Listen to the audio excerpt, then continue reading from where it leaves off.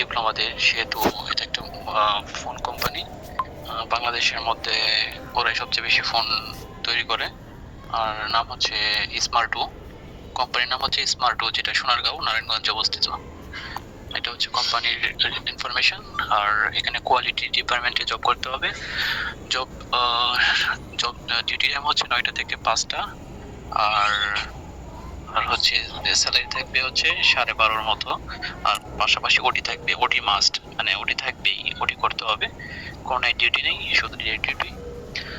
এছাড়াও কোম্পানি বিশেষ কিছু ফ্যাসিলিটি দিয়ে থাকে, যেমন প্রফিট শেয়ার করে, ছুটি আছে। তারপর হচ্ছে যে মেয়েদের যে প্রেগনেন্সির বিষয়টা, সেটা হচ্ছে মাতৃত্বকালীন ছুটি, সেটাও ছুটি দেয়, এবং উইথ পেমেন্ট, সম্ভবত আমি যেটুকু জানি সম্ভবত পেমেন্ট সহ ছুটি দেয় আর কি।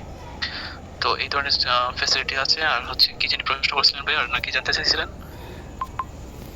ও, পরীক্ষার বিষয়ে। পরীক্ষার বিষয় হচ্ছে আমি একটু আগে ফোন দিয়েছিলাম এইচআরকে। সেটা হচ্ছে ওদের কোনো রিটেন হবে না, শুধু ভাইবা হবে। ভাইবার ক্ষেত্রে যে অন্যান্য কোম্পানিগুলো যে এরকম প্রশ্ন করে থাকে, সেরকম প্রশ্নই হবে। যেমন ইন্ট্রোডিউস ইউরসেলফ, এটা সিম্পল একটা কোয়েশ্চেন, সব জায়গাতেই করে থাকে, সবাইকেই করে থাকে এটা। এর পরবর্তীতে হচ্ছে যেটা বলেছিলাম যে সিভির বিষয়ে, প্রত্যেকেই সিভিতে যা উল্লেখ করছেন সেই সিভি গুলা যেন, মানে ইনফরমেশন গুলো যেন জানা থাকে যে আমি এটা উল্লেখ করছি, সেটার বিষয়ে আমার কোনো আইডিয়াই নেই। সাপোজ আপনি সিভিতে উল্লেখ করছেন যে আপনি বই পড়তে খুব ভালোবাসেন, সেই ক্ষেত্রে আপনাকে প্রশ্ন করা হতে পারে যে আপনি লাস্ট কোন বইটা পড়ছেন, বা একটা বইয়ের নাম বলেন, বইয়ের গল্পটা কি ছিল। এটা কিন্তু হঠাৎ প্রশ্ন হয়ে থাকে, তো আপনার মাথায় যদি না থাকে তাহলে কিন্তু আপনি বিব্রত ফিল করবেন।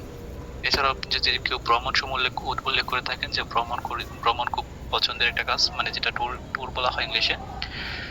এখন আপনাকে প্রশ্ন করতে পারে যে আপনি কোথায় ট্যুর করছেন লাস্ট, বা ওই প্লেস গুলোতে কি করছেন, অ্যাক্টিভিটিস কি ছিল আপনার, অথবা আপনার স্কুল জীবনের অ্যাক্টিভিটিস জিজ্ঞাসা করতে পারে, আপনি স্কাউট করছেন কিনা, বা বিভিন্ন অ্যাক্টিভিটিস, যেহেতু আপনার ফ্রেশার হিসেবে জয়েন করতেছেন এখানে, সেই বিষয়গুলো উল্লেখ করতে হবে আর কি। অর্থাৎ সিভিটা ভালো করে পড়বেন, সিভির কোথায় আনাচে কানাচে কি আছে সবগুলো একটু জানা থাকা লাগবে। হ্যাঁ, কারণ আমরা অনেক সময় সিভি লিখি কিন্তু সিভিটা নিজেও ভালো করে পড়ে দেখি না, অথবা এরকমটা হয় যে ইনফরমেশন গুলো আমার লেখা আছে তো, কিন্তু হঠাৎ কেউ যদি প্রশ্ন করে, আমি ভাইবা বোর্ডে গিয়ে আমি কনফিউজড হয়ে যাই, বা মাথায় আসে না আর কি, যে আমি কি বলবো, সত্য বলবো না মিথ্যা বলবো, এরকমটা হয়ে থাকে। তো সেই ক্ষেত্রে একটু ভালো করে প্রিপারেশন নেবেন। আর যেহেতু আপনাদের রিটেন কোনো পরীক্ষা হবে না, আমাকে এইচআরই কনফার্ম করছে, সো আপনারা শুধু ভাইবার জন্য প্রিপারেশন নেবেন। আর যেহেতু এক এক ডিপার্টমেন্টের, মানে কোনো নির্দিষ্ট ডিপার্টমেন্ট না, সেহেতু আপনার ডিপার্টমেন্ট থেকে প্রশ্ন না হওয়ার সম্ভাবনা খুবই বেশি। শুধু বেসিক কিছু প্রশ্ন হবে। আর ইন্টারভিউ টাইমে যতটা সময় পৌঁছে যাবেন। আর হচ্ছে যদি কোনো লোকেশন জানা থাকা লাগে সেই ক্ষেত্রে আমি বলে দেবো ভাই লোকেশনটা। জি অবশ্যই, প্লিজ। আচ্ছা, লোকেশনটা হচ্ছে কে কোত্থেকে আসবে জানি না, তবে কাঁচপুর একটা সাধারণ লোকেশন। কাঁচপুর থেকে সরাসরি মিনি বাস চলে। আর যদি কেউ সরাসরি বাসে আসা যায় ঢাকা থেকে সরাসরি বাসে আসলে হচ্ছে মোগরাপাড়া একটা বাস স্টেশন আছে, এই মোগরাপাড়ার টিকিট কাটতে হবে ঢাকা থেকে, যদি কেউ ঢাকা থেকে আসে আর কি। মোগরাপাড়া এসে নামলে ওইখান থেকে 10 টাকা অটো ভাড়া নেবে হচ্ছে ফ্রেশ গেট অথবা মেঘনা ইপিজেড। মেঘনা, এখানে ফ্রেশ গেট বললেই হয় আর কি, শুধু ফ্রেশ গেট বললেই হবে, অথবা মেঘনা ইপিজেড। তারপর হচ্ছে ইপিজেড এর গেটের সামনে এসে স্মার্ট হোম কথা বলে যে কেউ চিনে দেবে, অথবা টেকনো মোবাইল কোম্পানি, সেটা বললে হয়। কারণ স্মার্ট অনেকেই চিনে না, টেকনো চিনে অনেকেই, এক এক নামে চিনে আর কি। এটুকু। আর হচ্ছে কেউ যদি কাজপুরে আসেন, যেমন গাজীপুর থেকে দুইভাবে আসা যায়। আর যদি কাজপুর থেকে আসেন, তাহলে কাজপুর থেকে 25 টাকা বা 20 টাকা মিনি বাসে ভাড়া নেবে, সিএনজি 30 টাকা নিতে পারে, সরাসরি ফ্রেশ গেটের সামনে নামাই দেবে আর কি। এটুকুই। থ্যাংক ইউ ভাই। হ্যাঁ, ধন্যবাদ জিসান ভাই, অনেক সুন্দর একটা পরামর্শ দিচ্ছেন। আচ্ছা জিসান ভাই, এখানে একটা বিষয় হচ্ছে, আকাশ, আমরা আপনার দিকে পরে আসবো, একটু ওয়েট করেন। আচ্ছা এখন জিসান ভাই, সেটা হচ্ছে এই মেয়েদের ড্রেসআপের ক্ষেত্রে একটু যদি বলতেন, মানে ড্রেসআপের বিষয়টা। আচ্ছা, ড্রেস আপের বিষয়টা হচ্ছে এখানে আমি যেটুকু জানি, যদি কেউ মুসলিম হয়ে থাকে সে শতভাগ পর্দা করে জব করতে পারবে, ঠিক আছে। তো সেই ক্ষেত্রে আপনি ইন্টারভিউ বোর্ডে আসলে হয়তো হিজাব পরে আসলে ভালো হয়, আমি যেটা সাপোর্ট করি। তবে any any dress no problem. হতে পারে থ্রি পিস, হতে পারে শাড়ি, হতে পারে বোরকা, যে যেটা কমফোর্টেবল ফিল করে আর কি। বুঝতে তবে পেরেছি। আমার এখানে অভিজ্ঞতা যেটুকু বলে সেটা, কেউ যদি চায় যে আমি শতভাগ পর্দা করে জব করব, হাত মোজা পা মোজা যা আছে এ টু জেড, যে শুধু চোখগুলো রাখবো জব করবো, এটাও পসিবল। এখানে অনেকেই এরকম ভাবে জব করছে আর কি, যে কোনো ডিপার্টমেন্টেই। বুঝতে পেরেছি। আর এমনিতে নর্মালি আপনার ইন্টারভিউ যে টাইমটা দিছে ওই টাইমের আগে আগে যেতেই হবে, এটা নর্মালি আমরা জানি যে কোনো একটা জায়গায় ইন্টারভিউ হইলে আধা ঘন্টা আগে মিনিমাম আমাদের ওখানে পৌঁছাইতে হবে। তারপরেও দেখা যায় যে এমনিতে ওনারা কি মানে এটা আসলে বলা হয় না, তারপর আর কি বলতে হচ্ছে, মানে যদি যারা সিলেক্ট হবেন ওরা কি এই মাসেই কি জয়েন দিতে পারবেন নাকি এটা সময় লাগবে আরও? না, যে আমি আসলে আমি যেটুকু জানতাম যে হয়তো নেক্সট উইকে, আমিও বলছিলাম আপনাকে যে নেক্সট উইকে হয়তো ভাইবা হবে, কিন্তু এত ইমার্জেন্সিতে তার যেহেতু আজকে সিভি দিলাম কালকেই ডাকছে, সেহেতু আমার মনে হয় যে এই মাসেই জয়েন হতে পারে, সম্ভাবনা বেশি আর কি। এই মাসে জয়েন হওয়ার সম্ভাবনা খুবই বেশি। এই মাসে এমনকি বলতে পারে যে নেক্সট উইকে জয়েন করেন, বা এটা বলতে এটা এইচআর উপর ডিপেন্ড করবে। তবে আমি যেটুকু জানি যে লোক প্রয়োজন আর কি, খুব শীঘ্রই, যেহেতু আচ্ছা ইমার্জেন্সি আচ্ছা আচ্ছা, সিভি নিচ্ছে আর জি কি। জি জি।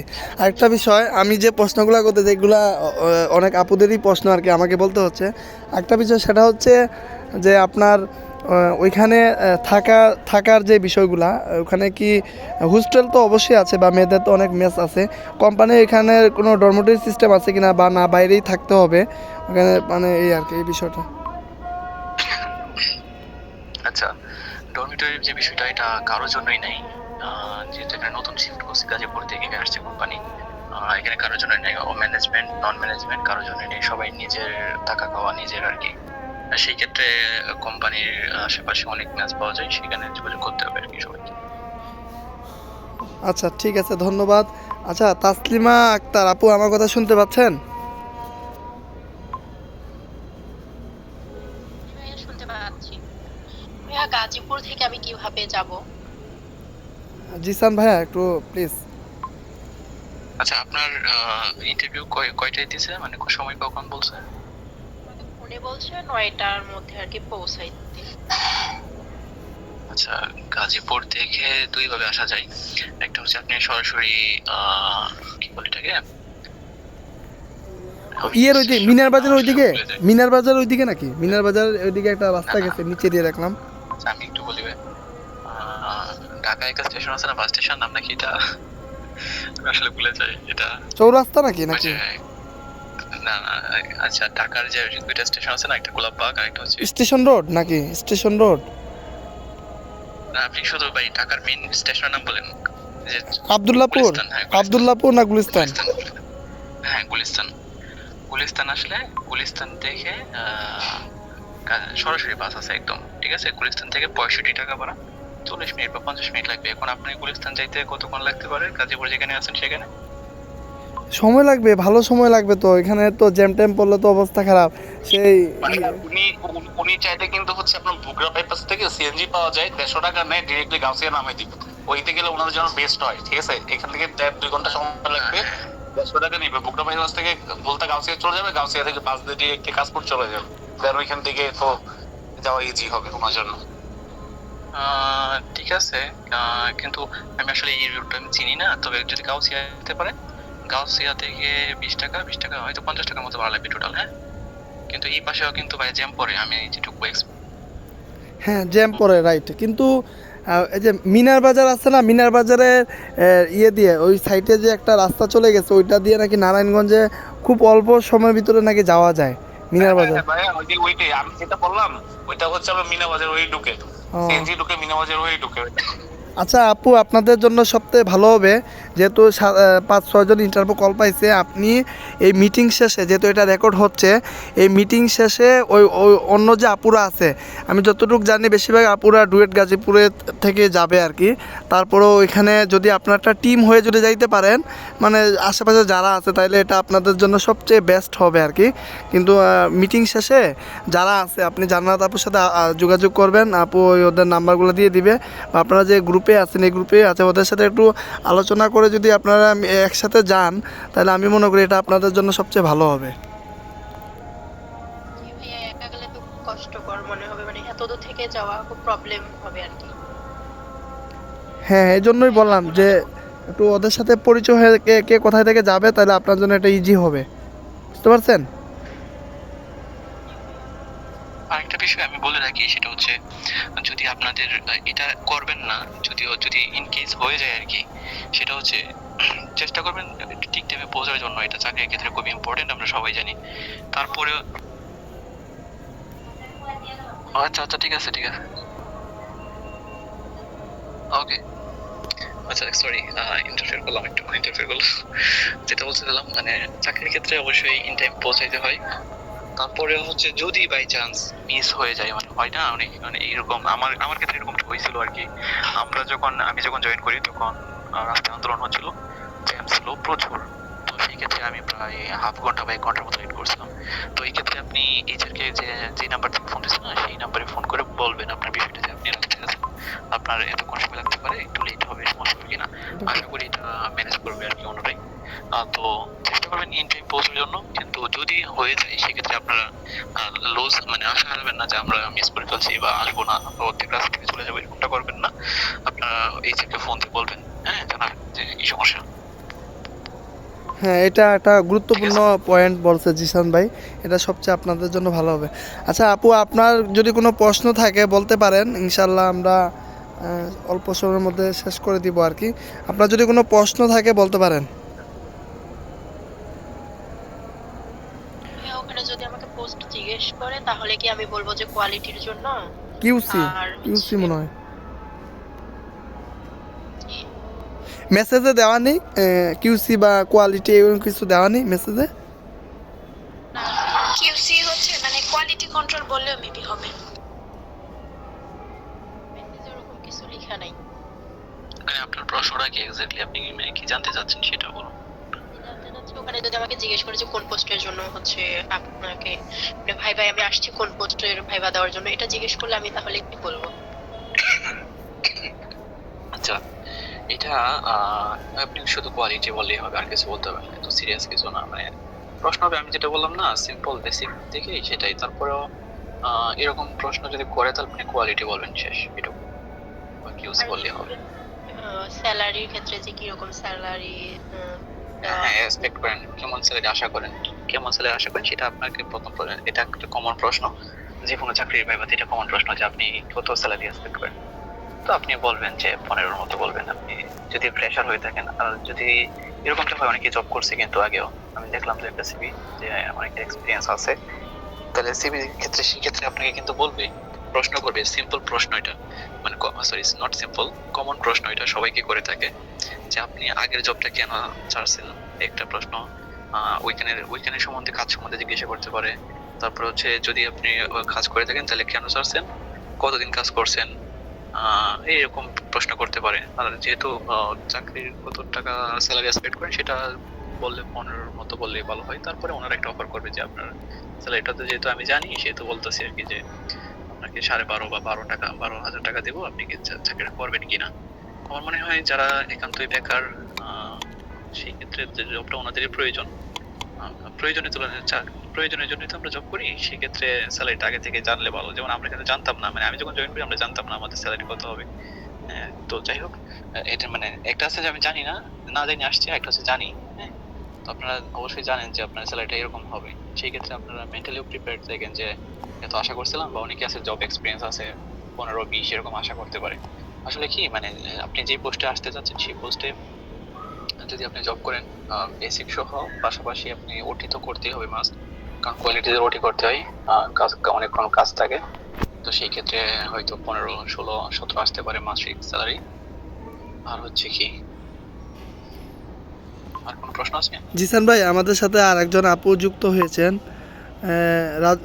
রাজুনা আক্তার। আপু কথা শুনতে পাচ্ছেন?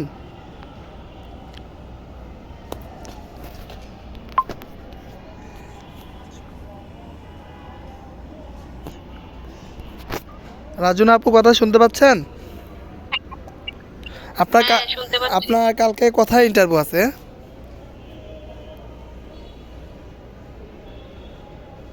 নারায়ণগঞ্জ। ওই যে টেকনো স্মার্ট ওই কোম্পানি থেকে? হ্যাঁ ও আচ্ছা, যাই হোক, আপনি হ্যাঁ আপনি লেটে জয়েন হয়েছেন, আমাদের এটা পুরো রেকর্ড করা আছে, তো ইনশাল্লাহ আপনি ভিডিও পেয়ে যাবেন। আর আপনার যদি কোনো প্রশ্ন থাকে, কালকের ইন্টারভিউ সম্পর্কে যদি কোনো প্রশ্ন থাকে বলতে পারেন।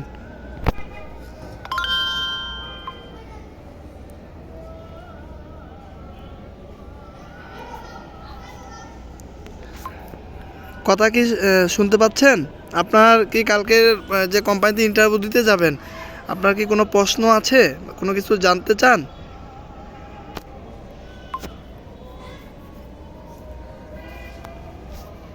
ওনার হয়তো নেটওয়ার্ক হ্যাঁ, ওনার নেটওয়ার্কের সমস্যা। যাই হোক, সমস্যা নেই, এটা আমরা রেকর্ড আছে, আমরা ওই মেয়েদের প্রাইভেট গ্রুপের ভিডিওটা দিয়ে দিব, ওরা ওখান থেকে আশা করি উপকৃত হবে আর কি।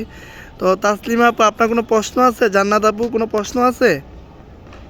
ভাই আমার একটা প্রশ্ন ছিল, জি, আমাকে বলেন। যদি জিজ্ঞেস করা আমি 22-এ বের হয়েছি, এতদিনও কোনো জব করিনি কেন? আমি তো জব প্রিপারেশনে আছি, মানে ছিলাম, এটা বললে কি কোনো প্রবলেম হবে?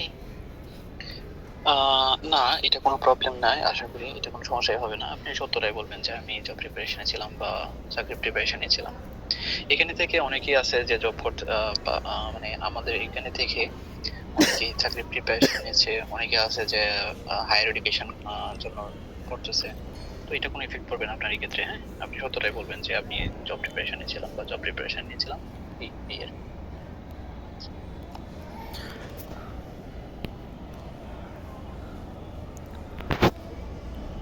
আচ্ছা, এছাড়াও যদি আপনাদের কোনো কোয়ারি থাকে বা কোনো সমস্যা হয় আসতে বা ইয়ে করতে, তাহলে সেক্ষেত্রে দুলাল ভাইয়ের সাথে যোগাযোগ করবেন, অথবা দুলাল ভাইয়ের কাছ থেকে যদি দরকার হয় আর কি, এখানে আসার পর যদি কোনো দরকার হয় সেক্ষেত্রে আমাকে নক করতে পারেন আর কি, নাকি ভাইয়া? হ্যাঁ হ্যাঁ, অবশ্যই, সমস্যা নেই। আপনি যে জায়গায় আছেন একটু ভরসা পাইছি, এই জন্য তো আমি বিষয়টা সিরিয়াসলিভাবে দেখতেছি। যাই হোক, সমস্যা নাই, রিজিকের মালিক আল্লাহ, কার উসিলা কার কী হয় বলা যায় না। তো আসলে ধন্যবাদ জিসান ভাইকে, তো গুরুত্বপূর্ণ পূর্ণ কথা বলে আমাদেরকে সময় দেওয়ার জন্য। আমরা আর আগাবো না। আর এমডি আকাশ আহমেদ, আপনি একটু আমাকে পার্সোনালি যোগাযোগ করেন, আমি আপনাকে একটু হেল্প করবো আর কি, আপনি পার্সোনালি আসেন। আর জান্নাত আপু, কোনো প্রশ্ন আছে? জান্নাত আপু, কোনো প্রশ্ন আছে? না ভাইয়া, এইগুলাই আর আপুদের কোশ্চেন ছিল আর কি মোটামুটি। হ্যাঁ, ধন্যবাদ জিসান ভাই এবং জান্নাত আপু, অনেক কষ্ট করছেন আপনারা, আশা করি সবার হেল্প হবে আর কি। আর জান্নাত আপু, আপনি একটা কাজ করবেন, যেহেতু অনেক কষ্ট করছেন, এই যে আপুরা ইন্টারভিউ কল পাইছে ওদের নাম্বারটা একটু সময় করে লিস্ট করবেন, করে এই যে গ্রুপে একটু দিয়ে দিবেন। যদি ওরা নিজেরার মধ্যে যদি আলোচনা করে যাইতে পারে, তাহলে এটা একটা ভালো হবে আর কি, একসাথে যদি সবাই যাইতে পারে, যদি আশেপাশে থাকে আর কি, এটা ভালো হবে। এই কাজটা একটু করবেন কষ্ট করে। ঠিক আছে। তাহলে ঠিক আছে, আপনাদেরকে ধন্যবাদ সবাইকে সময় দেওয়ার জন্য। জিসান ভাই, ধন্যবাদ ভাই। আচ্ছা, আপনাদেরকে ধন্যবাদ। জি, বলেন। ওকে, ধন্যবাদ। জিসান ভাই বলেন। আচ্ছা, বের হয়ে গেছে, তাইলে ঠিক আছে, আপনাদের জন্য শুভকামনা রইল। আর এমডি আকাশ আহমেদ, আপনি পার্সোনালি আসেন। ঠিক আছে, সবাই ভালো থাকবেন। আচ্ছা ভাই, আসসালামু আলাইকুম। ওয়ালাইকুম আসসালাম।